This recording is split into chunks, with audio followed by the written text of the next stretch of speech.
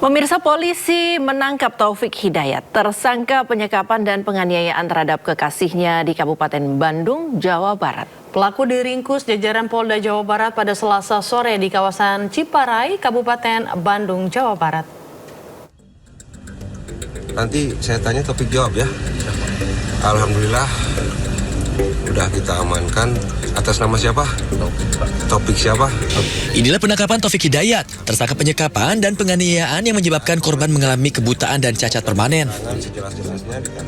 Tersangka berhasil diringkus di rumah kerabatnya di perumahan Geria Pesona, Kecamatan Ciparai, Kabupaten Bandung oleh jajaran Direktorat Reserse Kriminal Umum Polda Jawa Barat. Diketahui korban yang merupakan kekasih pelaku mengalami penyekapan dan dianiaya sejak tahun 2023 lalu.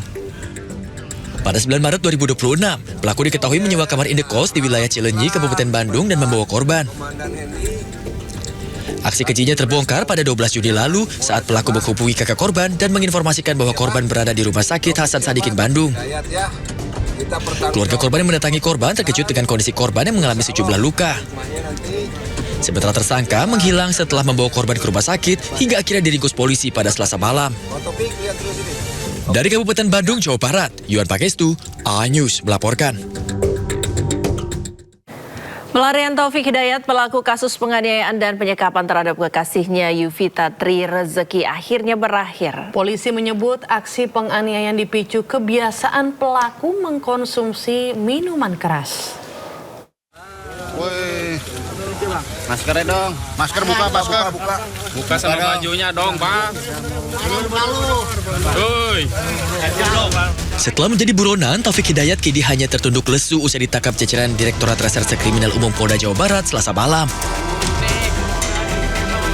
Tersangka ditangkap di sebuah rumah kerabatnya di perumahan Geria Pesona, Kecamatan Ciparai, Kabupaten Bandung. Usai ditangkap, pelaku langsung dikirim ke Direktorat Reserse Kriminal Umum Polda Jawa Barat untuk menjalani pemeriksaan. Penangkapan ini mengakhiri pelarian tersangka usai kasus penganiayaan dan penyekapan terhadap korban Yuvita Tri Rezeki yang menghebohkan publik. Kepada polisi, tersangka mengakui seluruh perbuatannya. Tersangka juga mengaku tindakan penganiayaan terhadap korban dilakukan dalam kondisi tidak sadar akibat pengaruh alkohol. Dalam pemeriksaan, penyidik juga akan melibatkan ahli kejiwaan untuk mendalami kondisi psikologi tersangka, mengingat sadisnya tindakan tersangka terhadap korban.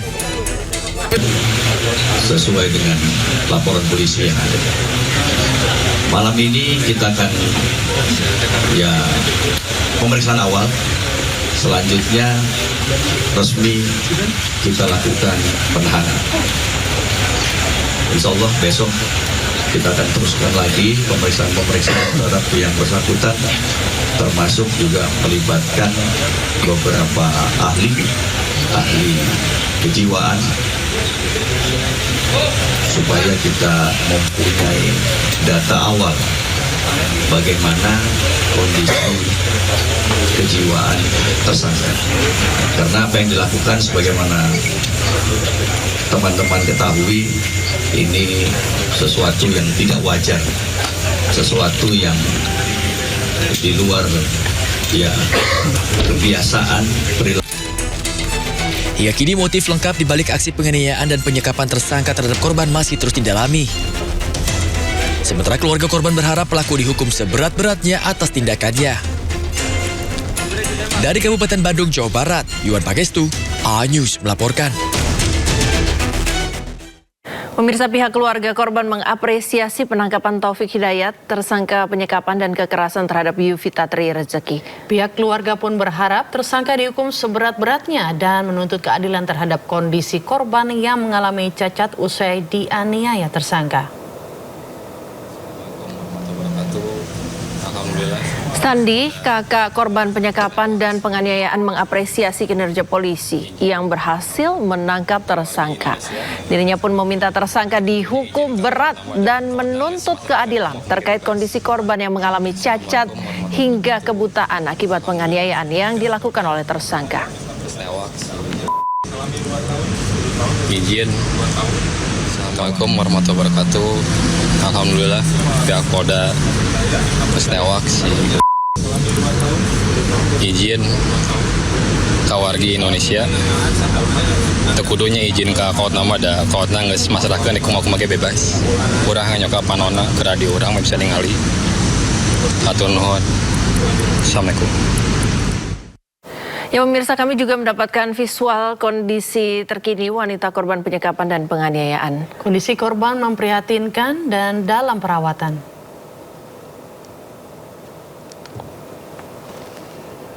Wanita korban penganiayaan dan penyekapan oleh pacarnya selama 3 tahun, kondisinya mengenaskan.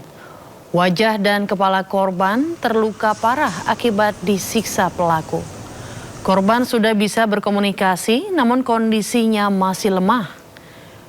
Korban hingga kini masih menjalani perawatan intensif di rumah sakit.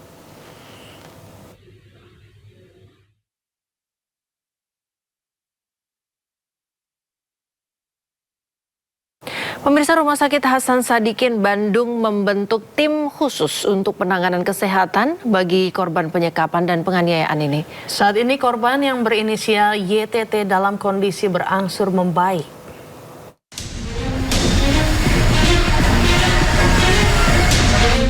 Korban penyekapan dan penyiksaan berinisial YTT masih dalam proses perawatan di Rumah Sakit Hasan Sadikin Bandung. Korban yang masih berusia 29 tahun tersebut masih dalam pemantauan khusus. RSHS Bandung pun membentuk tim khusus untuk penanganan kesehatan terhadap korban. Medis, alhamdulillah kami membuat tim untuk kesehatan.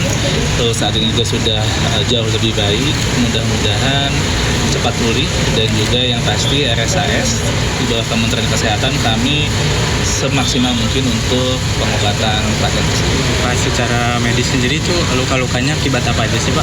Saya mungkin nanti karena memang itu di bagian dokter penanggung jawab pasien, mungkin nanti akan lebih lanjut kita kasih tahu.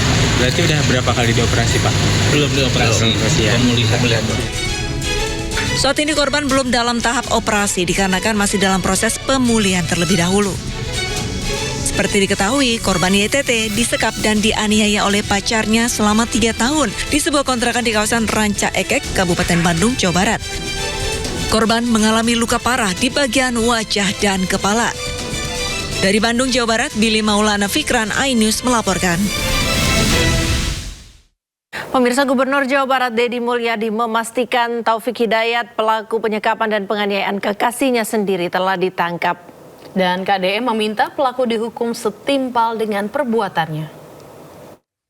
Atas nama warga Jawa Barat, atas nama kemanusiaan, atas nama penegakan hukum, atas nama nurani, kami mengucapkan terima kasih dan penghargaan yang setinggi-tingginya kepada Bapak Kapolda Jabar dan seluruh jajaran Dirkrim Dirkrimsus, Dir Cyber, Dir PPA, semuanya yang sudah dengan cepat menangkap pelaku biadab Taufik Hidayat di Majalengka.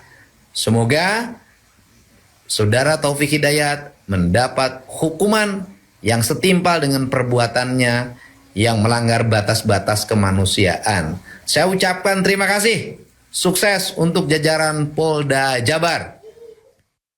Pemirsa, sebelumnya Gubernur Jawa Barat Deddy Mulyadi menggelar sayembara 250 juta rupiah bagi yang berhasil menemukan pelaku penyekapan sadis ini. Ya, Deddy Mulyadi geram dengan tindakan Taufik Hidayat yang sekap serta siksa korban selama 3 tahun.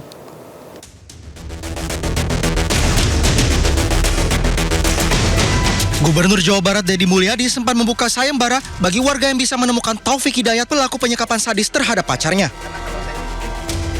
Deddy Mulyadi geram dengan tindakan Taufik Hidayat yang menyekap serta menyiksa korban di sebuah indekos selama 3 tahun. Saya juga memberikan ruang bagi warga dimanapun berada untuk berpartisipasi mencarinya.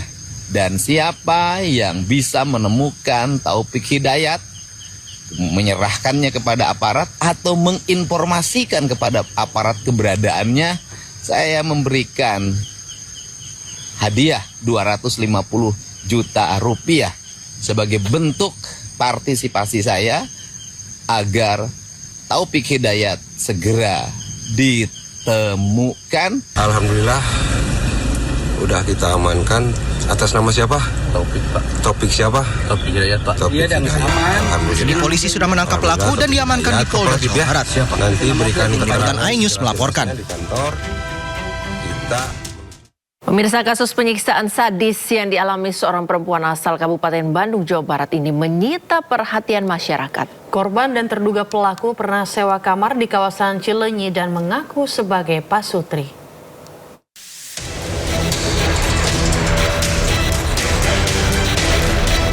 Ini adalah lokasi indekos pelaku dan korban penyekapan serta penyiksaan sadis yang dialami seorang perempuan asal Kabupaten Bandung, Jawa Barat. Lokasi indekos di Gang Masjid kawasan Cileunyi, Kabupaten Bandung.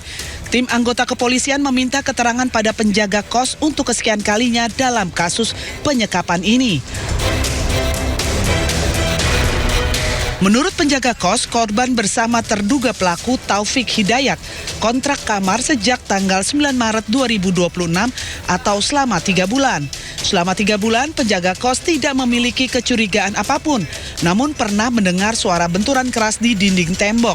Saat dikonfirmasi, pelaku berkelit jika benturan keras adalah ekspresi Taufik Hidayat jika mengalami sakit kepala. Taufik juga berbohong dan selalu mengancam akan menghabisi nyawa penjaga kos saat kerap dimintai keterangan surat nikah. Karena Taufik datang bersama korban pada 9 Maret 2026 lalu yang mengaku sebagai pasangan suami istri. Pada saat pertama kali datang, wajah korban tertutup sehingga tidak mengundang kecurigaan penjaga dan penghuni kontrakan lainnya. Penjaga kos pernah membawa korban pertama kali ke RSUD Kota Bandung di kawasan Ujung Berung. Sebelum akhirnya dibawa ke RSHS pada 9 Juni 2026 menggunakan kendaraan online tanpa didampingi Taufik Hidayat. Ya, 9 Juni ya. Dibawa ke rumah sakit. Itu diajakin. Ya, bukan diajakin. Ya, gimana? Dia minta tolong nangis-nangis. Minta diantar ke rumah sakit gitu kan, minta dibantuin diantar ke rumah sakit. Terus. Nah, selama ke rumah sakit di perjalanan si korban itu nggak kelihatan wajahnya atau mana ditutup?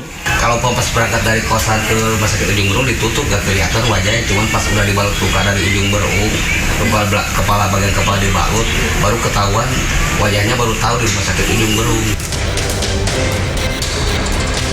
Seperti diketahui, pihak keluarga sendiri melaporkan korban hilang sejak 2023 dan pergi bersama Taufik Hidayat usai nonton konser musik. Setelah korban dibawa ke rumah sakit, perilaku Taufik lebih temperamen. Sementara itu, tim Inafis Polda Jawa Barat pada tanggal 23 Juni ini datangi ke lokasi indekos tempat tindak pidana penyiksaan dan penyekapan. Tim langsung menggelar olah tempat kejadian perkara dengan mengambil dokumen foto dan mengidentifikasi isi kamar kosan yang merupakan tempat penyiksaan pelaku terhadap korban. Guna mengamankan lokasi, tim memasang garis polisi dengan jarak 3 meter dari kamar tempat kejadian perkara. Dari Kabupaten Bandung, Jawa Barat, Yuan Pangestu, iNews melaporkan. Kasus penyiksaan sadis yang dialami seorang perempuan asal Kabupaten Bandung, Jawa Barat ini menyita perhatian masyarakat, pemirsa. Dan korban dan terduga pelaku pernah sewa kamar di kawasan Cileunyi dan mengaku sebagai pasangan suami istri.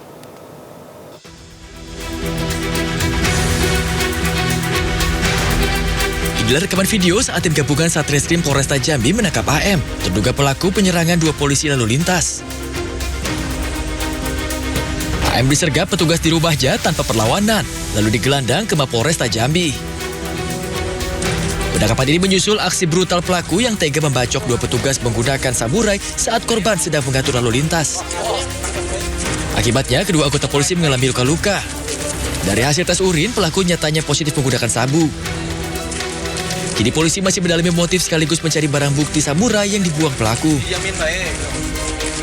Dari kota Jambi, Andrianus Susandra, iNews melaporkan. Ya, informasi yang baru saja kami tayangkan merupakan informasi mengenai penyerang polisi yang akhirnya ditangkap. Pemirsa, kita ke informasi selanjutnya. Seorang ibu yang sedang berboncengan sepeda motor bersama anaknya menjadi korban pelemparan bom molotov di Rawabadak Selatan, Koja, Jakarta Utara. Diduga ibu dan anak tersebut menjadi korban salah sasaran.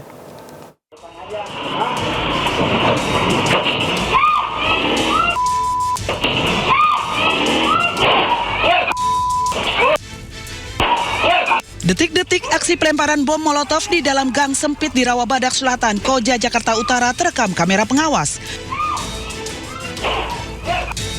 Dua pemuda yang diduga pelaku melintas dengan membawa masing-masing satu botol bom molotov. Tidak berselang lama, 4 warga yang sedang duduk di dalam gang terkejut saat bom molotov dilemparkan para pelaku.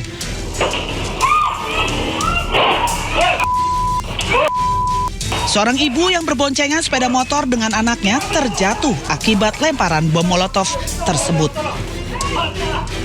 Warga berusaha mengejar para pelaku, memadamkan api, serta menolong korban yang terjatuh.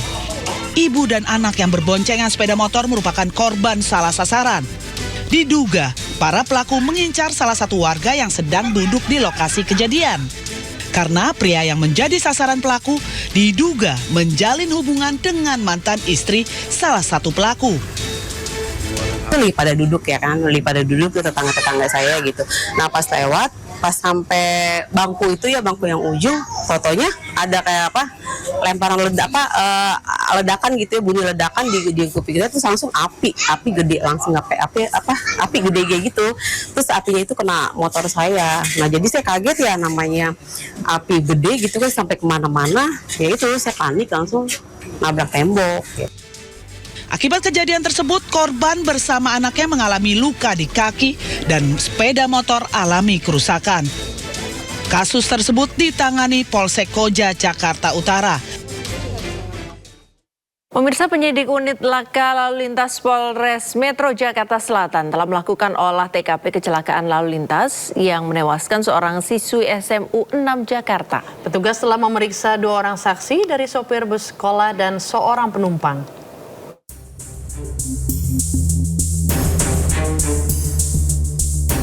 Penyelidikan kasus kecelakaan lalu lintas yang menewaskan seorang siswi SMU 6 Jakarta bernama Keisha terus dilakukan unit laka lantas Polres Metro Jakarta Selatan. Dari keterangan kepolisian, proses olah TKP telah dilakukan dan juga telah memeriksa 2 orang saksi, yaitu sopir bus sekolah dan seorang penumpang. Tak hanya itu, penyidik laka lantas Polres Metro Jakarta Selatan telah melayangkan surat pemanggilan kepada pihak PLN yang diduga menjadi penyebab kecelakaan. Jadi di jalan TKP itu kalau pagi itu kan satu arah. Kemudian melintaslah bis sekolah dan kemudian sepeda motor yang dikendarai korban ini bermaksud untuk menyalip bis ini. Pada saat di sebelah bis ini, stang itu nyangkut di kabel yang menjuntai di tiang listrik sehingga kendaraan motor jatuh dan korban jatuh dan terlindas oleh ban sebelah kanan belakang. Sementara itu untuk pihak keluarga korban dan juga pengendara ojek online belum bisa dimintai keterangan karena masih dalam suasana berduka dan masih dalam perawatan medis. Dari Jakarta Selatan, Den Helmi Sajangbati, iNews melaporkan. Pemirsa, kecelakaan maut melibatkan 2 sepeda motor terjadi di Kutai Timur, Kalimantan Timur. Usai tabrakan keras, kedua kendaraan langsung terbakar dan menewaskan kedua pengendara di lokasi. Sepeda motor, kayaknya 2 orangnya. Kecelakaan maut yang melibatkan 2 motor terjadi di Jalan Poros Bengalon Sangatta, Kutai Timur, Kalimantan Timur. Allah ilaha illallah. Air. Ada orang di dalam. Tabrakan keras membuat kedua kendaraan langsung dilalap api hingga menewaskan kedua pengendara. Kecelakaan diduga bermula saat salah satu sepeda motor melaju dari arah Sangatta dan berusaha menghindari lubang di jalan sehingga kendaraan melambung ke jalur berlawanan. Naas dari arah berlawanan melaju sepeda motor lain hingga tabrakan tak terhindarkan. Warga yang berada di lokasi berupaya memadamkan api dengan alat seadanya. Kendaraan Kixon itu menghindari lubang, kemudian berjalan ke tengah jalan lalu bertabrakan dengan sepeda motor Genio. Seperti itu. Untuk percikan api atau dan sebagainya tentang petunjuk kecelakaan lalu lintas kami masih mendalami. Korban diketahui berinisial SL, guru muda berusia 22 tahun warga desa Sepaso Barat, serta BS berusia 36 tahun warga desa Sepaso. 2 unit sepeda motor yang hangus terbakar telah diamankan sebagai barang bukti untuk keperluan penyelidikan lebih lanjut. Dari Kutai Timur, Kalimantan Timur, Ardi Wirya, A-News melaporkan.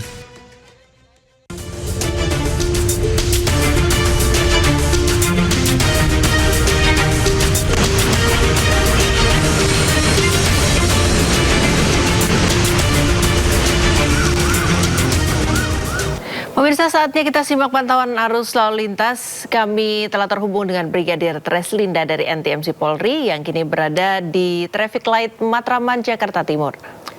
Selamat pagi Brigadir Treslinda, bagaimanakah pantauan arus lalu lintas dari tempat Anda melaporkan?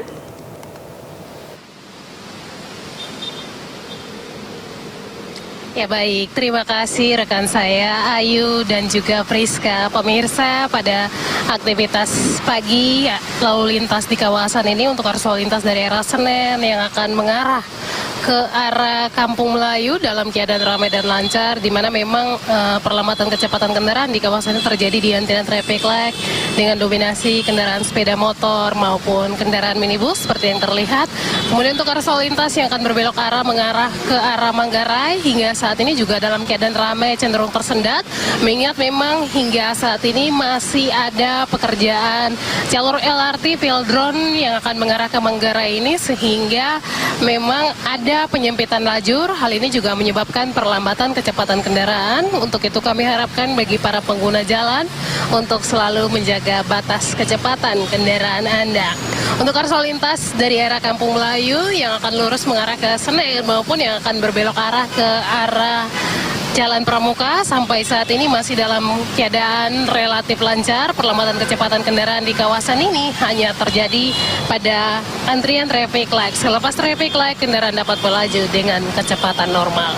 Kemudian kami juga menginformasikan anggota RSMS Korlantas Polri dalam kurun waktu 1x24 jam terjadi 236 kasus laka lantas dengan rincian 16 orang meninggal dunia, 22 orang luka berat, serta 166 orang luka ringan. Dari data tersebut 70% didominasi oleh kendaraan roda 2. Priska dan juga Ayu, sebagai informasi bahwa penempatan rambu dan juga marka pada ruas jalan ini sudah sesuai dengan analisa dampak lingkungan. Untuk itu kami harapkan bagi para pengguna jalan terkhusus roda 2 maupun pengendara roda 4 untuk selalu dapat mematuhi rambu serta marka. Hal ini untuk menghindari terjadinya kecelakaan maupun hal-hal yang tidak diinginkan pada kawasan-kawasan persimpangan tentunya. Demikian Brigadir Treslinda melaporkan langsung dari kawasan Matraman. Kembali ke rekan saya Ayu dan juga Priska, silakan. Ya, terima kasih Brigadir Treslinda atas laporannya. Selamat bertugas kembali dan salam presisi.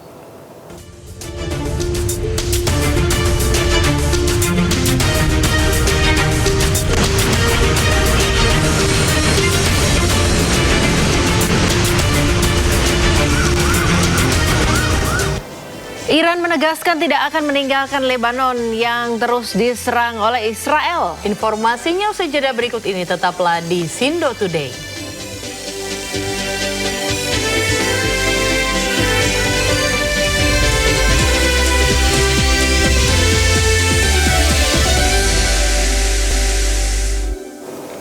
Pemirsa, putaran pertama KTT di Bergenstock, Swiss yang menjadi wadah kesepakatan damai Amerika Serikat dan Iran telah berakhir. Sejumlah hasil kesepakatan mulai dijalankan, termasuk pengelolaan Selat Hormuz yang diserahkan pada Iran.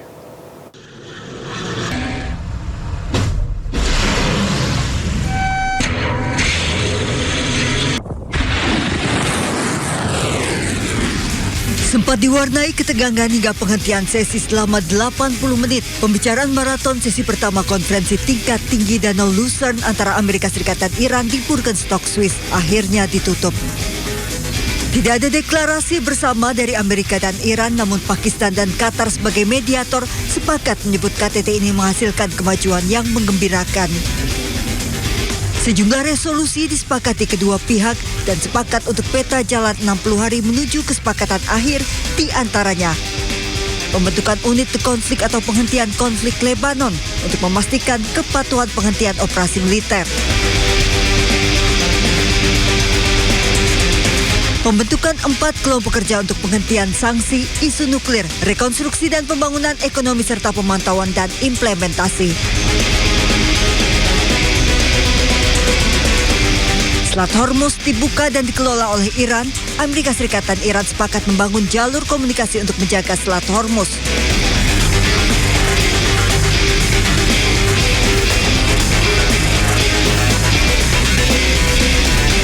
Amerika Serikat menangguhkan sementara sanksi minyak Iran dan Iran mengizinkan inspektur nuklir PBB datang ke Iran.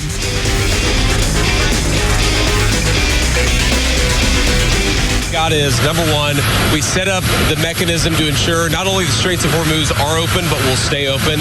We think about 15 million barrels of oil come out. That's one of the reasons why oil is so low right now. Obviously, that means lower gas prices, and gas prices are going to keep coming down. Number two, we actually set up the right mechanism to ensure the regional ceasefire to manage the inevitable conflicts that will come up. We feel great about that. We're working with our allies from the Israelis to the Gulf Arabs to make sure that sticks, and we feel very, very good about where that is. We have the Iranians allowing weapons inspectors, nuclear inspectors into their country for the first time in a long time. Usai perundingan di Swiss, delegasi Iran terbang ke Oman. Muscat dan Teheran sepakat untuk menjaga keamanan jalur perairan Selat Hormuz. Lebanon diserang bertubi-tubi oleh Israel. Iran tegaskan tidak akan meninggalkan Lebanon. Iran konsisten menegaskan kepada dunia internasional bahwa keamanan Lebanon adalah komponen yang tidak bisa ditawar.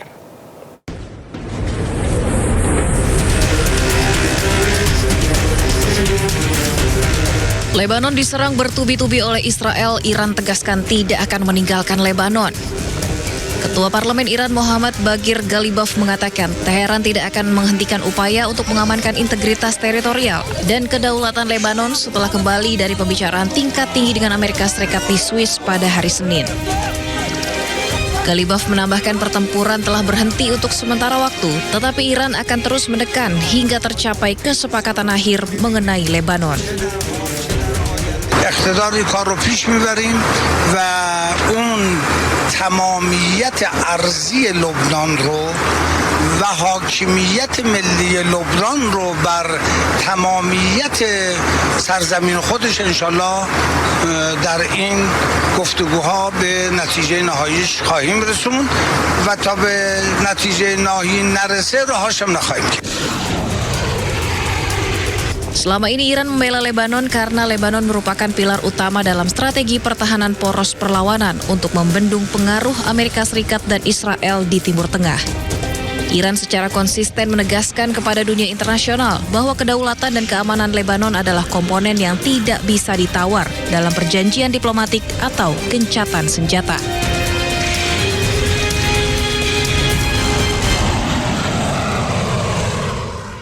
Sementara itu, usai menolak kesepakatan gencatan senjata di Lebanon, Menteri Keamanan Nasional Israel Itamar Ben-Gvir mengeluarkan pernyataan ekstrim dan mengancam warga Lebanon. Ben-Gvir menyebut bahwa untuk setiap air mata yang ditumpahkan seorang ibu Israel, 1,000 ibu Lebanon harus menangis. שאמרתי שעל כל דמעה של אמא ישראלית יזילו 1,000 אמהות לבנוניות דמעות. יש כאלה בישראל שאומרים לי, זה לא נשמע טוב, זה לא נראה טוב. ובכן, אני מעדיף לא להישמע טוב, ושהחיילים שלנו, הלוחמים שלנו, התושבים שלנו, יהיו בחיים. ובכן, על כל דמעה של אמא ישראלית, יבכו 1,000 אמהות לבנוניות. Sementara itu, usai menolak kesepakatan gencatan senjata di Lebanon, Menteri Keamanan Nasional Israel Itamar Ben-Gvir mengeluarkan pernyataan ekstrim dan mengancam warga Lebanon. Ben-Gvir menyebut bahwa untuk setiap air mata yang ditumpahkan seorang ibu Israel, 1,000 ibu Lebanon harus menangis. Dan pemirsa, mohon maaf tadi ada kesalahan teknis. Selanjutnya beritanya seolah tak peduli dengan gencatan senjata, Israel terus serang Lebanon tanpa henti. IDF memperingatkan pasukannya untuk siaga menghadapi pertempuran baru di Lebanon Selatan.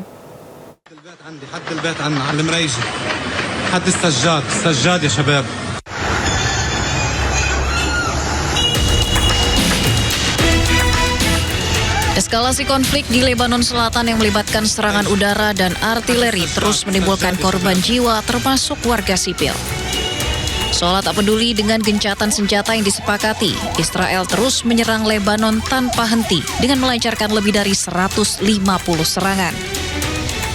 Kepala IDF malah memperingatkan pasukannya untuk tetap siaga menghadapi pertempuran baru di Lebanon Selatan di tengah pembicaraan AS-Iran di Swiss. Ia memperingatkan pasukannya untuk siap melanjutkan pertempuran jika diperlukan. Pasukan pertahanan Israel mengatakan diplomasi gencatan senjata tidak akan memperlambat apa yang mereka lakukan di Lebanon dan menyatakan bahwa pasukan akan terus menyerang Hizbullah selama diperlukan kecuali kepemimpinan politik Israel memerintahkan perubahan. חיסלנו עשרות מחבלים בתקיפות האלה. תקפנו עד כה בעוצמה. התקיפות יימשכו ככל שידרש. לוחמינו בדרום לבנון ממשיכים להשמיד תשתיות טרור כל העת, לתאר את המרחב ממחבלים וממצאי לחימה ולהשמיד תוואי תת-קרקע משמעותיים. Gelombang serangan Israel ke Lebanon terjadi ketika perhatian internasional tertuju pada upaya diplomatik yang melibatkan Amerika Serikat dan Iran. Namun sejumlah anggota kabinet Israel menolak mengaitkan kesepakatan Iran dengan penghentian operasi militer di Lebanon dan kehadiran militer Israel di Lebanon Selatan akan tetap dipertahankan. Lebanon diserang bertubi-tubi oleh Israel dan Iran tegaskan tidak akan meninggalkan Lebanon. Iran konsisten menegaskan kepada dunia internasional bahwa keamanan Lebanon adalah komponen yang tidak bisa ditawar.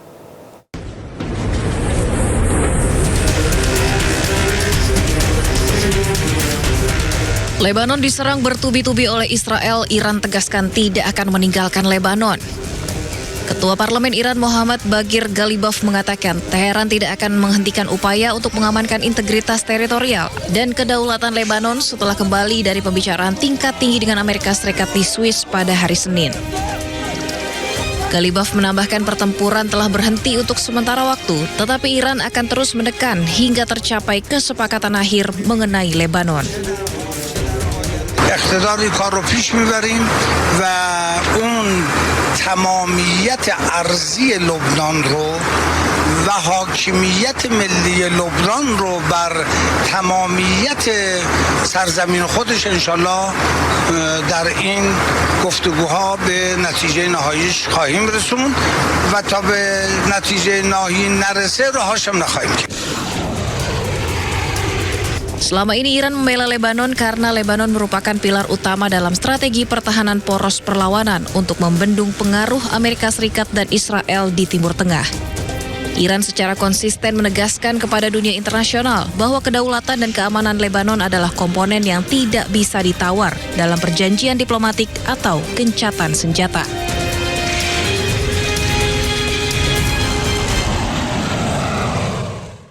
Keributan pecah di tengah pertemuan PBB atau Perserikatan Bangsa-Bangsa. Dubes Israel untuk PBB Danny Danon terlibat adu mulut dengan salah satu pejabat PBB lantaran tidak terima pasukan Israel dilaporkan melakukan kekerasan seksual. It should not be personal. You're part of the bullying. I have a point of order. Shame on you. I have a point of order. You spoke, I will not walk out. You walk out. We have verified evidence. You part of this. This is a point of order. Duta Besar Israel untuk PBB Danny Danon terlibat adu mulut dengan Vanessa Frazier, perwakilan khusus Sekretaris Jenderal PBB untuk anak-anak dan konflik bersenjata.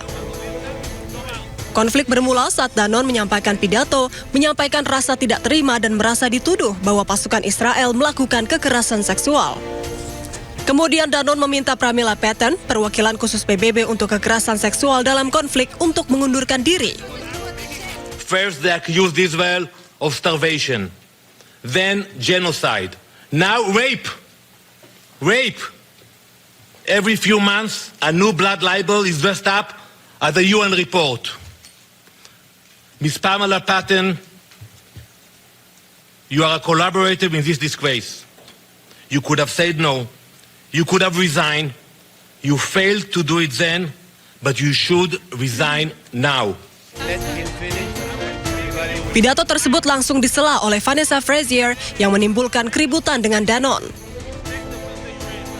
I'm sorry, but I have to make a point. I have to make a point of order because this is what the chair should be doing. I make a point of order. They should not be personal. It should not be personal. I have a point of order. I have a point of order. Keributan tersebut terjadi pada Jumat setelah laporan PBB tentang kekerasan seksual terkait konflik menambahkan pasukan Israel ke dalam daftar pemantauan PBB atas tuduhan yang melibatkan tahanan Palestina. Meski Israel menolak, namun pejabat PBB mengatakan bahwa kesimpulan tersebut didasarkan pada informasi terverifikasi yang dikumpulkan melalui mekanisme pelaporan PBB yang telah ditetapkan.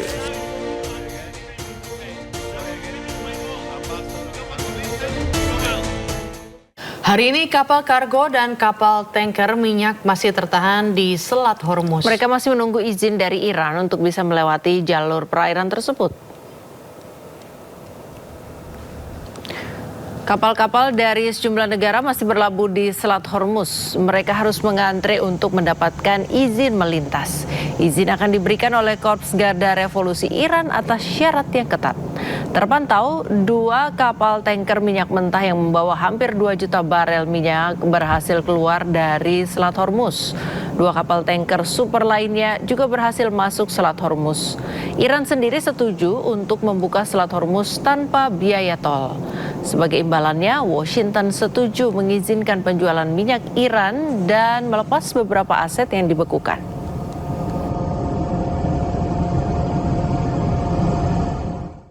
Pemirsa, perwakilan Iran bertemu dengan Oman. Ya, pertemuan untuk membahas keamanan di Selat Hormuz. Ketua Parlemen Muhammad Bagher Ghalibaf dan Menteri Luar Negeri Iran Abbas Araghchi berkunjung ke Muscat, Oman. Mereka tiba di Oman setelah negosiasi dengan Amerika Serikat di Swiss. Muscat dan Tehran sepakat untuk menjaga keamanan jalur perairan Selat Hormuz. Qatar, Oman, dan Iran juga telah membuat saluran komunikasi khusus untuk mengurangi insiden di Selat Hormuz.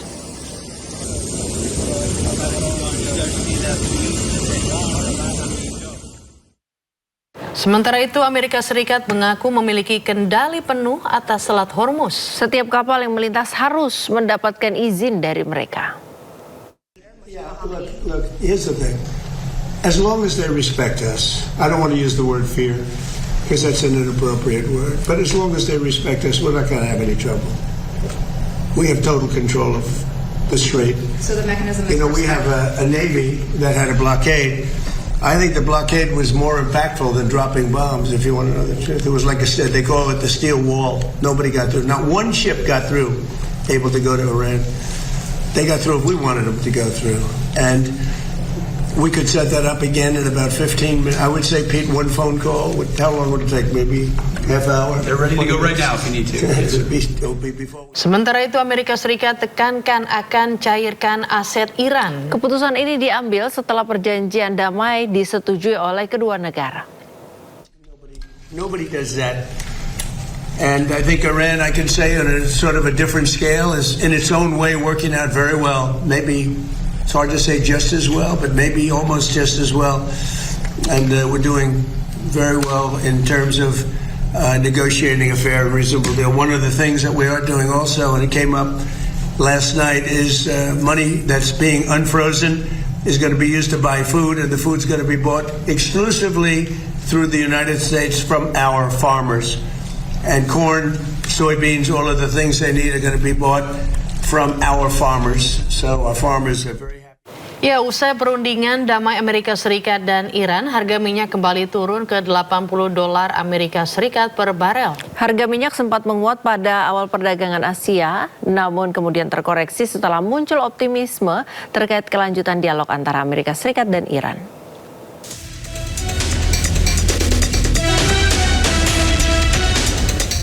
Harga minyak dunia berbalik melemah pada perdagangan Senin setelah mediator Qatar dan Pakistan mengumumkan Amerika Serikat dan Iran telah menyepakati peta jalan mencapai kesepakatan final dalam waktu 60 hari.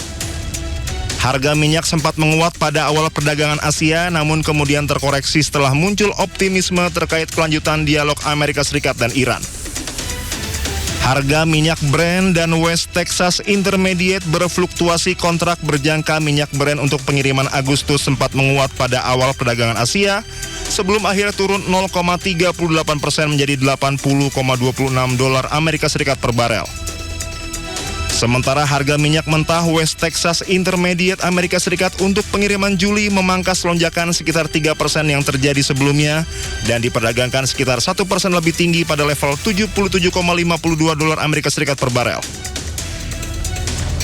Dalam pernyataan bersama yang dirilis setelah perundingan di kawasan Resor Bugenstok, Swiss, Qatar dan Pakistan menyatakan kedua negara akan melanjutkan negosiasi teknis sepanjang pekan ini. Selain itu akan dibentuk komite tingkat tinggi mengawasi proses mediasi. Sementara data pengiriman menunjukkan jumlah kapal yang melewati Selat Hormuz turun tajam pada Minggu 21 Juni 2026 setelah Iran mengumumkan telah kembali menutup Selat Hormuz dengan alasan pelanggaran Israel dan Amerika Serikat terhadap kesepakatan perdamaian sementara.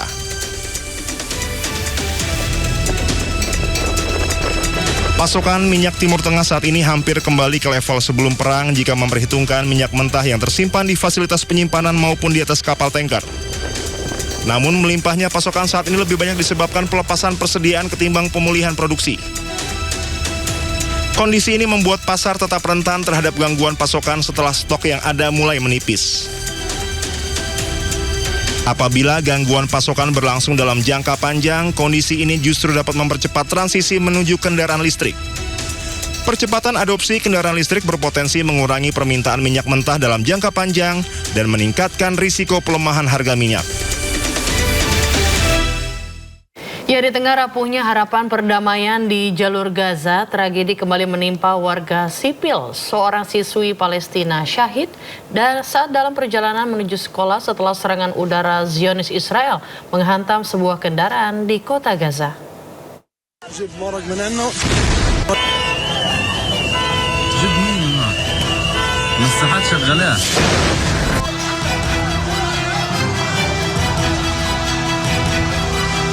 Seorang anak perempuan Palestina bernama Ragat Ausur dilaporkan tewas dalam serangan udara Zionis Israel di kawasan Al-Rimal, sebelah barat kota Gaza. Sejumlah kendaraan hancur akibat ledakan. Sementara warga berkerumun di sekitar area serangan dan ambulans dikerahkan untuk mengevakuasi korban. Keluarga dan kerabat Ragat berkumpul di luar kamar jenazah. Suasana duka menyelimuti lokasi ketika para anggota keluarga meratapi kepergian gadis yang masih sekolah tersebut. Menurut keterangan sang ibu, Ragat sedang dalam perjalanan menuju sekolah ketika 3 rudal menghantam area tempat ia berada. Sang ibu juga mengungkapkan bahwa putrinya telah menghilangkan ayahnya 2 tahun lalu.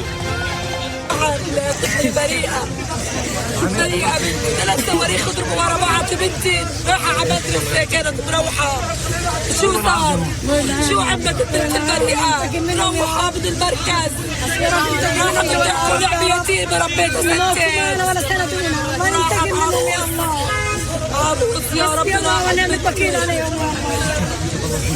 وردتي راحت وردة قلبي والله. Hingga kini, militer Israel belum mengeluarkan pernyataan resmi terkait serangan tersebut. Pemirsa, anak-anak Gaza saat ini menghadapi perjuangan ekstrim setiap hari untuk mendapatkan air bersih di tengah rusaknya rumah mereka. Anak-anak Gaza dipaksa mencari air dengan membawa jerigen. Di bawah teriknya matahari dan tingginya suhu di Gaza, anak-anak ini tidak menyerah. Mereka mengejar truk air, mengambil air bersih dari tangki dengan sejumlah wadah yang dibawa. Pemandangan ini terjadi setiap hari di Gaza. Mereka harus jalan berkilo-kilometer untuk mendapatkan air bersih dan bertahan hidup. UNICEF bahkan melaporkan sekitar 1,1 juta anak Gaza kesulitan untuk mengakses air bersih setiap harinya.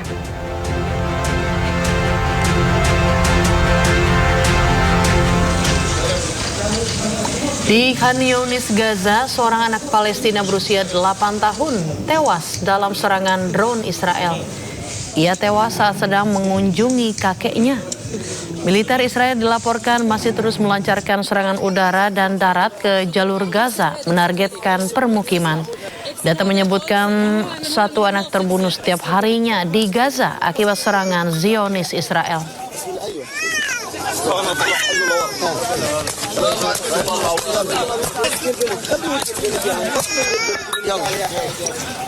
Polisi bantah adanya kekuatan tertentu di balik penangkapan Roy Suryo dan Dr. Tifa. Informasinya usai jeda pemirsa, tetaplah bersama kami di Sindo Today.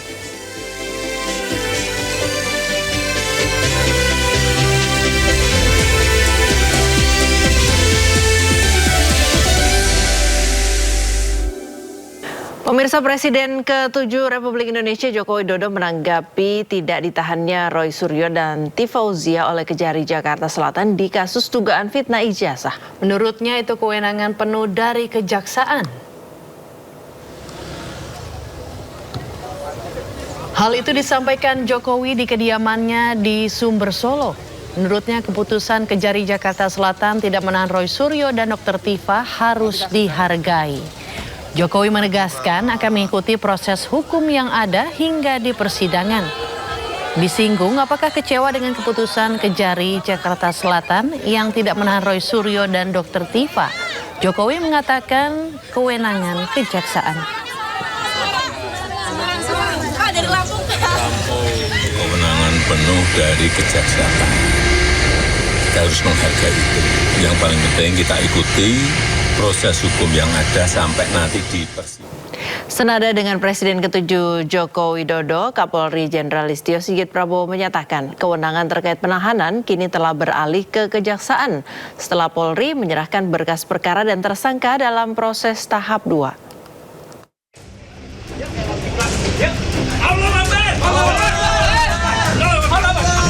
Polri Jenderal Listio Sigit Prabowo angkat bicara terkait penangguhan penahanan Roy Suryo dan Tifa Fauzia Tiasuma atau Dr. Tifa dalam kasus dugaan fitnah terkait tudingan ijazah palsu Presiden ke-7 Republik Indonesia Joko Widodo. Menurut Kapolri, kewenangan terkait penahanan kini telah beralih ke kejaksaan setelah Polri menyerahkan berkas perkara dan tersangka dalam proses tahap 2. Menyerahkan tahap 2, di mana penyerahan tahap 2 itu terkait dengan penahanan administrasi yang terkait dengan pendidikan itu penyerahan tersangka. Jadi tentunya kewajiban kami sudah selesai untuk penangguhan penahanan. Saat ini sudah beralih ke institusi kejaksaan, mungkin lebih tepat nanti ditanyakan di sana. Sebelumnya Kejaksaan Negeri Jakarta Selatan memutuskan menangguhkan penahanan Roy Suryo dan Dr. Tifa setelah menerima pelimpahan tahap 2 dari penyidik. Roy Suryo dan Dr. Tifa juga sempat menjalani perawatan di Rumah Sakit Polri sebelum dilimpahkan ke Kejaksaan Negeri Jakarta Selatan pada hari Senin. Tim Liputan iNews melaporkan. Kubu Roy CS menuding ada kekuatan tertentu di balik penangkapan Roy dan Dr. Tifa. Namun dengan tegas polisi membantahnya.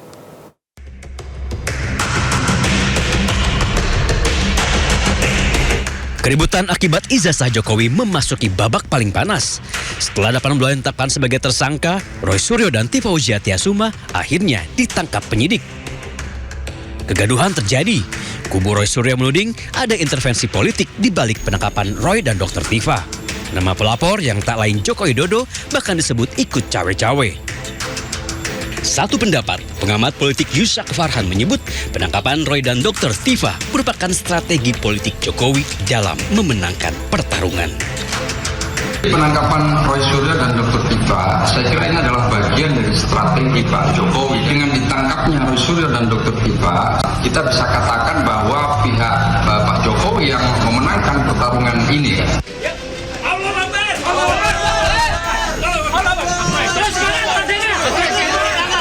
Polisi menepis semua tudingan. Direktur Reserse Kriminal Umum Polda Metro Jaya Kombes Pol Iman Imanuddin menegaskan tidak ada intervensi politik apapun. Kalau intervensi saya kira lebih tepatnya ke mencoba menghalang-halangi atau mengganggu atau menghambat proses penyidikan ya. Karena upaya-upaya untuk supaya penyidikan ini terhambat atau penyidikan ini mengalami gangguan ya tentunya penyidik tetap kita hadapi dengan bijak. Sebelumnya, kuasa hukum Roy Suryo Ahmad Husnudin menuding ada tangan Jokowi di balik penangkapan Roy dan Dr. Tifa. Husnudin bahkan menyebut penangkapan Roy dan Dr. Tifa hanya demi melayani kepentingan Jokowi.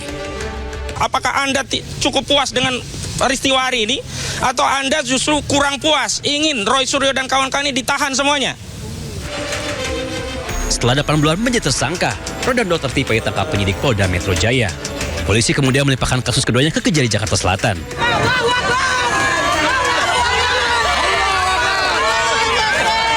Tak lama, Kejari mengabulkan penangguhan penahanan keduanya.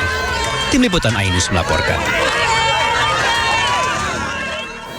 Sebelumnya pemirsa, 2 tersangka kasus dugaan pencemaran nama baik dan fitnah ijazah Joko Widodo, Roy Suryo dan Dr. Tifa tidak ditahan. Kejaksaan Negeri menangguhkan penahanan keduanya. Roy Suryo dan Dr. Tifa disambut meriah puluhan pendukungnya di depan kantor Kejari Jakarta Selatan. Puluhan pendukungnya, sebagian kaum ibu, berteriak histeris, menyalami dan juga memeluk kedua tersangka. Keluarga menjamin penangguhan Roy Suryo dan Dr. Tifa. Kejaksaan memutuskan tidak menahan kedua tersangka didasarkan keyakinan bahwa kedua tersangka akan bersikap kooperatif selama proses penyelidikan, tidak akan melarikan diri, serta tidak menghilangkan barang bukti. Silakan hidup terus, silakan dapatkan. Allahu Akbar, Allahu Akbar, Allahu Akbar. Merdeka, merdeka. Bismillahirrahmanirrahim. Ya, alhamdulillah, saya secara pribadi, Roy Suryo Noteprojo, ya mengaturkan banyak terima kasih untuk yang terjelas adalah kepada sahabat setia saya, Dr. Tifa Tiasuma, ya, yang terus kami terus berjuang, ya, kami tidak memperhitungkan siapa yang di luar sana.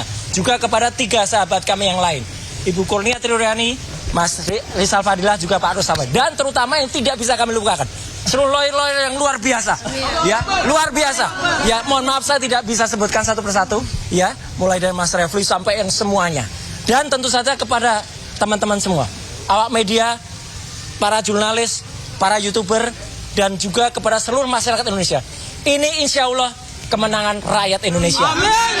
Dan saya hanya ingin mengaturkan puji syukur kepada Tuhan Yang Maha Kuasa, Allah Subhanahu Wa Taala, bahwa perjuangan kami belum selesai.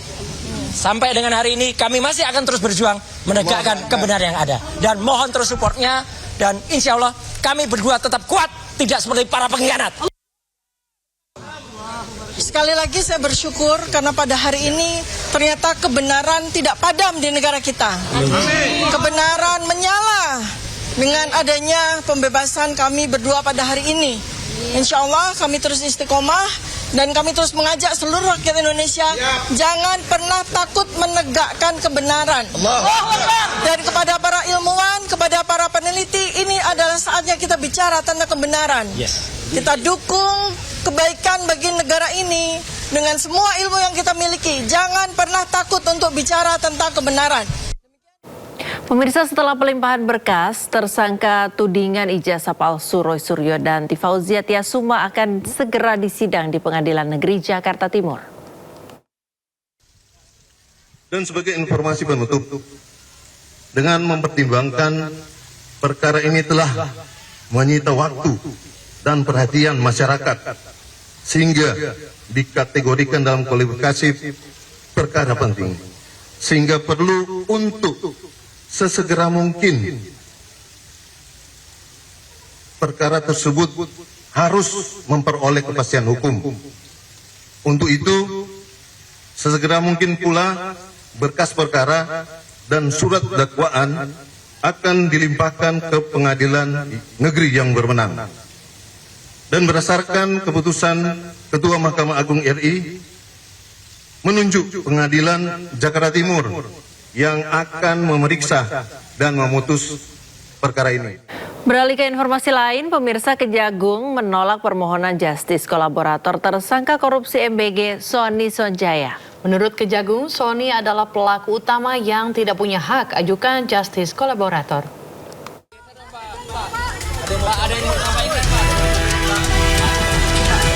Kejaksaan Agung dengan tegas menolak permohonan justice kolaborator yang diajukan tersangka korupsi MBG Sony Sonjaya. Kejagung beralasan justice kolaborator hanya bisa diajukan oleh mereka yang bukan pelaku utama kejahatan. Sementara setelah serangkaian pemeriksaan, Kejagung menyimpulkan Sony Sonjaya terbukti sebagai pelaku utama. Yang pertama, saudara SS ini merupakan pihak yang paling bertanggung jawab dalam hal penentuan atau verifikasi titik-titik SPPG. Sehingga dengan demikian, yang bersangkutan ini merupakan pelaku utama. Selain terbukti sebagai pelaku utama, Kejagung juga menyebut mantan Wakil Badan Gizi Nasional ini tidak pernah mengakui perbuatan jahatnya.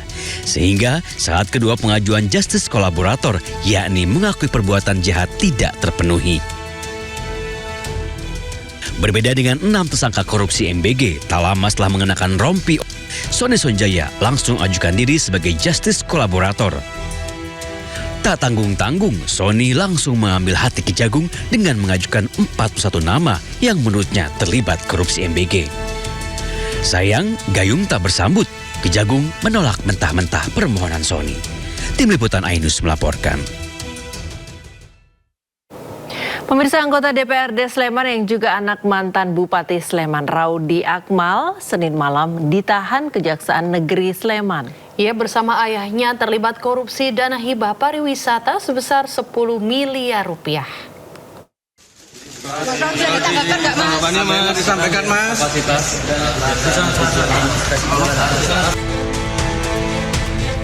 Kejaksaan Negeri Sleman menetapkan Raudi Akmal sebagai tersangka baru kasus dugaan korupsi dana hibah pariwisata tahun 2020. Raudi juga langsung ditahan di Rutan Kelas 2A, Yogyakarta. Raudi mengaku putusan pengadilan Tipikor menyatakan dirinya tidak terlibat dalam kasus dugaan korupsi dana hibah. Sama-sama tahu hasil putusan dari Pengadilan Negeri Yogyakarta sudah menyampaikan bahwa tidak ada keterlibatan saya dan itu sudah disampaikan di dalam persidangan. Jadi ya kita ingin menghadapi ini dengan keadilan. Kejari Sleman menyatakan Raudi berperan melakukan pengkondisian proposal dari kelompok masyarakat sebagai penerima dana hibah. Kerugian keuangan negara dari kasus ini sebesar 10,9 miliar rupiah. Perbuatan aktif dari tersangka RA dalam pengelolaan dana hibah pariwisata di Kabupaten Sleman tahun 2020, yakni dengan melakukan pengkondisian proposal-proposal dari kelompok masyarakat sebagai penerima hibah dan selanjutnya ditetapkan melalui keputusan Bupati Sleman. Sementara itu, kuasa hukum Raudi Akmal mempertanyakan sikap Kejari Sleman yang tetap menahan kliennya meski baru keluar dari rumah sakit. Masa tensi 150 dikatakan sehat? Ini ada apa gitu loh? Apakah memang mau dipaksakan untuk ditahan? Di mana kami melihat pihak Kejaksaan Negeri Sleman ini menghilangkan hak asasi manusia dari klien kami. Sebelumnya, kasus dana hibah pariwisata tahun 2020 sudah menyeret mantan Bupati Sleman Sri Purnomo yang divonis hukuman 6 tahun penjara. Dari Sleman, Yogyakarta, Heru Trijoko, Ainus melaporkan. Kita ke informasi selanjutnya, pemirsa. Ketua BEM Fakultas Hukum Universitas Bung Karno Muhammad Abdi Maludin mendadak viral. Dirinya beserta sejumlah mahasiswa lain blak-blakan mengaku telah menerima sejumlah uang dari pihak tertentu pasca pertemuannya dengan Wapres Gibran Rakabuming Raka di Istana Wapres usai mahasiswa menggelar aksi massa pada 15 Juni kemarin. Terkait uang itu memang saya terima. Momen pengakuan tersebut terekam jelas dalam sebuah video yang kini viral di media sosial. Abdi pun menyampaikan permohonan maaf atas polemik yang muncul. Didesak rekan-rekannya, Abdi akhirnya mengaku ia menerima uang dari pihak tertentu. Ia berdalih uang itu awalnya ditawarkan agar demonstrasi batal digelar. Meski sempat menolak, ia akhirnya mengakui menerima dana tersebut dengan alasan untuk biaya operasional aksi. Mirisnya, dana tersebut kemudian dibagikan ke beberapa pihak, mulai dari senior kampus hingga pengurus BEM lainnya dengan nominal beragam. kawan-kawan dari FEB juga menuju hari H. Saya sebagai koordinator aksi. Nah, tentu banyak orang yang ingin suap saya dan segala macam. Tentu saya menolak. Gini kawan-kawan. Jadi gini kawan-kawan. Langsung. Maka dari itu terkait uang itu memang saya terima 20%. Mana distribusinya? Saya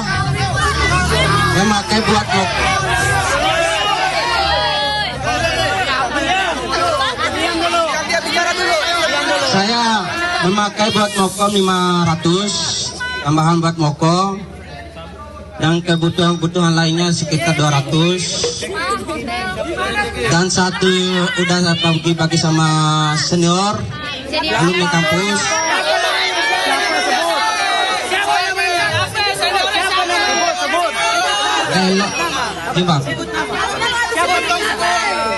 Dan kawan-kawan dari FEB juga, Puji sama Raffi.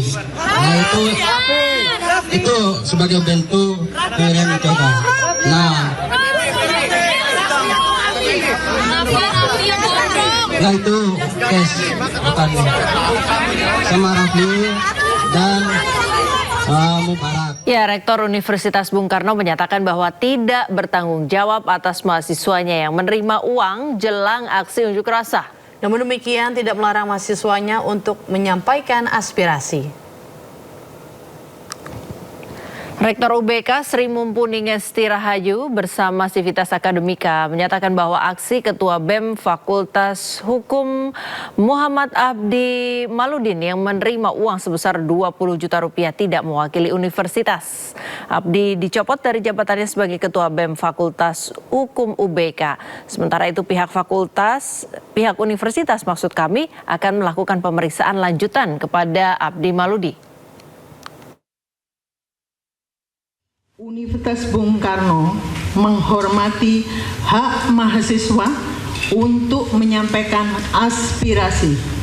Namun, setiap tindakan dan pernyataan yang dinyatakan atau disampaikan dalam kegiatan tersebut menjadi tanggung jawab pihak yang terlibat. 3. Universitas Bung Karno tidak akan mentolerir segala bentuk pelanggaran akademik yang dilakukan oleh mahasiswa dan akan memberikan sanksi sesuai dengan peraturan kampus. 4. Universitas Bung Karno menolak pihak-pihak luar yang sengaja menunggangi aspirasi dan perjuangan mahasiswa Universitas Bung Karno. Kami meminta seluruh elemen mahasiswa untuk tidak terprovokasi dan menjaga kedaulatan kampus dari intervensi eksternal yang tidak bertanggung jawab. 5. Universitas Bung Karno akan menindaklanjuti tuntutan mahasiswa dan pengakuan dari oknum-oknum yang terlibat pelanggaran peraturan kampus. 6. Pengungkapan keterlibatan oknum BEM Fakultas menegaskan bahwa Universitas Bung Karno konsisten pada komitmen moral. 7. Kami menghimbau kepada seluruh pihak termasuk masyarakat dan media massa tidak melakukan generalisasi yang dapat merugikan nama baik institusi maupun ribuan mahasiswa Universitas Bung Karno yang selama ini aktif berprestasi dalam bidang akademik, penelitian, dan pengabdian kepada masyarakat, serta berbagai kegiatan positif lainnya. Ya, sebelum polemik ini viral, Abdi bersama sejumlah perwakilan mahasiswa diterima oleh Wakil Presiden Gibran Rakabuming Raka di Istana Wapres usai menggelar unjuk rasa di Jalan Medan Merdeka Selatan pada 15 Juni lalu. Dalam pertemuan itu mereka menyampaikan sejumlah tuntutan, mulai dari evaluasi program MBG, peninjauan Undang-Undang Polri, hingga stabilitas nilai tukar rupiah.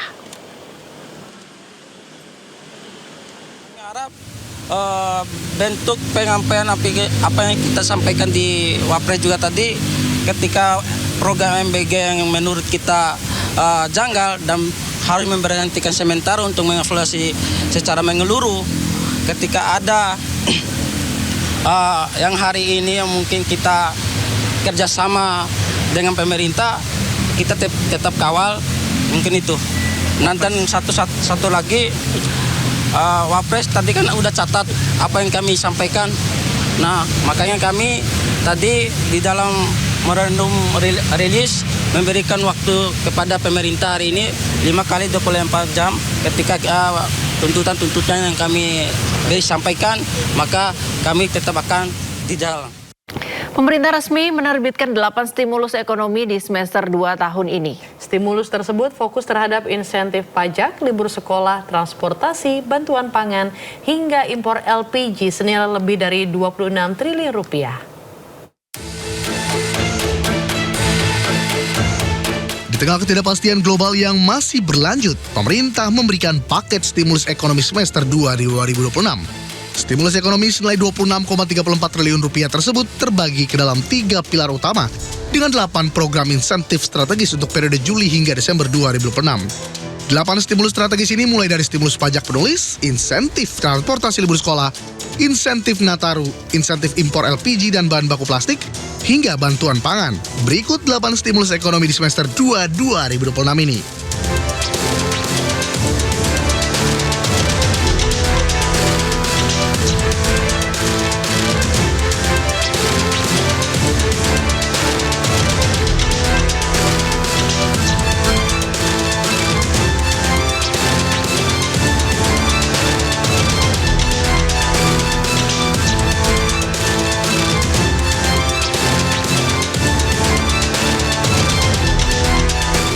Total stimulus yang dikeluarkan oleh pemerintah untuk semester kedua ini nilainya mencapai 26,34 triliun. Kebijakan paket stimulus ini diberikan untuk menjaga daya beli masyarakat, memperkuat tenaga kerjaan, dan memacu pertumbuhan ekonomi domestik.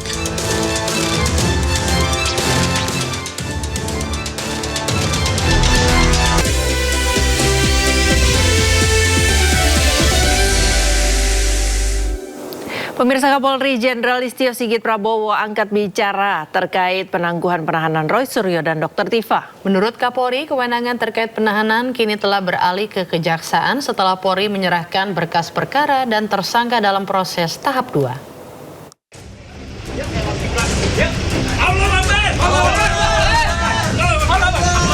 Polri Jenderal Listio Sigit Prabowo angkat bicara terkait penangguhan penahanan Roy Suryo dan Tifauzia Tiasuma atau Dr. Tifa dalam kasus dugaan fitnah terkait tudingan ijazah palsu Presiden ke-7 Republik Indonesia Joko Widodo.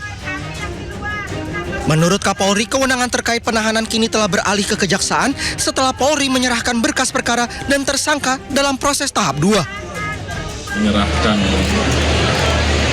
tahap 2, di mana program tahap 2 itu terkait dengan penanganan administrasi yang terkait dengan pendidikan untuk penyerahan tersangka. Jadi tentunya kewajiban kami sudah selesai untuk penangguhan penahanan. Saat ini sudah beralih ke institusi kejaksaan, mungkin lebih tepat nanti ditanyakan di sana. Sebelumnya, Kejaksaan Negeri Jakarta Selatan memutuskan menangguhkan penahanan Roy Suryo dan Dr. Tifa setelah menerima pelimpahan tahap 2 dari penyidik. Roy Suryo dan Dr. Tifa juga sempat menjalani perawatan di Rumah Sakit Polri sebelum dilimpahkan ke Kejaksaan Negeri Jakarta Selatan pada hari Senin. Tim Liputan iNews melaporkan. Pemirsa, pengamat kebijakan publik Bonatua Silalahi kembali menggugat keputusan KPU terkait penetapan Capres Pemilu 2014 dan 2019. Rencananya sidang dengan agenda pembacaan gugatan akan digelar di Pengadilan Negeri Jakarta Pusat hari ini. Ya, Ismailia Meidasari dan juru kamera Dede Rudi akan melaporkan selengkapnya. Selamat pagi Ismailia, silakan dengan laporan Anda. Ya, selamat pagi Priska, Ayu dan juga pemirsa. Betul sekali, hari ini akan digelar agenda pembacaan gugatan pertama di Pengadilan Negeri Jakarta Pusat, tepatnya di ruang Sarwata di lantai 3 dengan penggugat Bonatua Silalahi, yang dimana hari ini seperti yang tadi sudah saya sampaikan, agendanya beragendakan pembacaan gugatan yang ini terkait dengan gugatan dokumen ijazah dari Joko Widodo, yang dimana nanti sidang akan dimulai pada pukul 11. Dan tadi kami belum sempat melihat apakah nanti Bonatua akan datang, namun tadi kami sempat menghubungi kuasa hukumnya dan mengkonfirmasi bahwa nantinya Bonatua akan hadir dalam persidangan ini, Priska dan juga Ayu. Dan juga setelah sebelumnya ini sengketa ini diperjuangkan melalui Pengadilan Negeri Tata Usaha Negara, dan untuk kedua kalinya persoalan dokumen ijazah dari Joko Widodo ini disidangkan melalui gugatan melawan hukum di Pengadilan Jakarta Pusat seperti itu.